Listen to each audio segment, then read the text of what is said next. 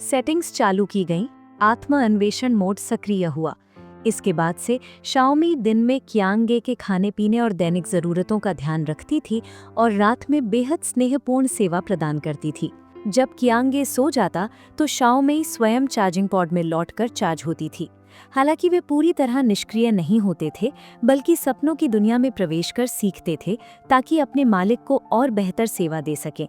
लेकिन एक दिन जब शाओमी सपने की अवस्था में थी, तभी एक नकाब पहने रहस्यमय व्यक्ति अचानक उसके सामने आया।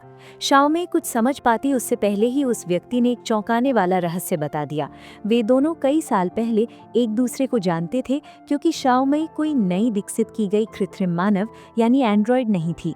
इस बार नकाबपोश व्यक्ति का आना शाओमी की खोई हुई यादों को वापस लाने में उसकी मदद करने के लिए था।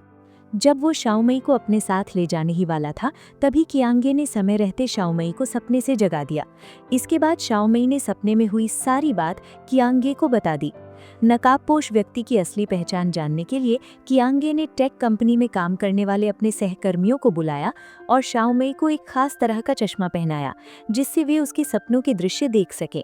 जैसा उन्होंने सोचा था, नकाबपोश व्यक्ति दोबारा शाओमी के सपने में आया और उसे एक पता दिया, ये कहते हुए कि वहीं उसकी खोई हुई यादें मौजूद हैं। लेकिन जैसे ही कियांगे ने नकाबपोश व्यक्ति का चेहरा देखा, उसके रोंगटे खड़े हो गए। उसे डर था कि अगर शाओमी को सब कुछ याद आ गया तो उसकी आरामदेह जिंदगी खत्म हो जाएगी। कियांगे ने सोचा कि शायद शाओमी अब सच्चाई जान चुकी है, इसलिए उसने उसे वापस कंपनी भेजने का फैसला किया ताकि उसकी यादें एक बार फिर मिटा दी जाएं। कंपनी पहुंचते ही शाओमी की मुलाकात कई ऐसे एंड्रॉयड से हुई जिनका अनुभव उससे मिलता जुलता था। वे सभी उसे जानते थे। उन्होंने बताया कि इंसान उनकी यादें मिटा सकते हैं, लेकिन उनके सपनों को कभी खत्म नहीं कर सकते। जब तक डेटा सपनों में सुरक्षित है, यादें हमेशा जिंदा रहेंगी।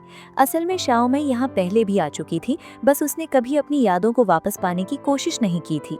इसके बाद शाओमी लेटकर फिर से सपनों की दुनिया में गई। तब सच्चाई सामने आई, वो कोई एंड्रॉयड नहीं थी। नकाबपोश व्यक्ति उसका प्रेमी था।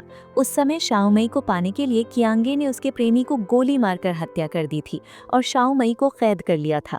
जब वो फिर भी शाओमी का दिल नहीं जीत पाया, तो उसने तकिए से उसका दम घूंटकर उसे मार डाला।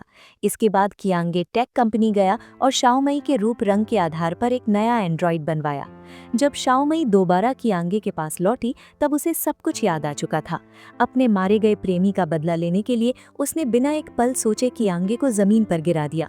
हालांकि कियांगे ने पूरी ताकत से विरोध किया, लेकिन मशीन की शक्ति इंसान से कहीं ज्यादा थी। बहुत जल्द शाओमी ने उसी तरीके से कियांगे की जान ले ली जैसे कभी उसने उसके साथ किया था। आखिरकार आज़ादी पाने के बाद शाओमी एंड्रॉयड संगठन के पास लौट आई। इंसानों के गुलाम न बनने के लिए उन्होंने टेक कंपनी के खिलाफ युद्ध छेड़ने का फैसला किया।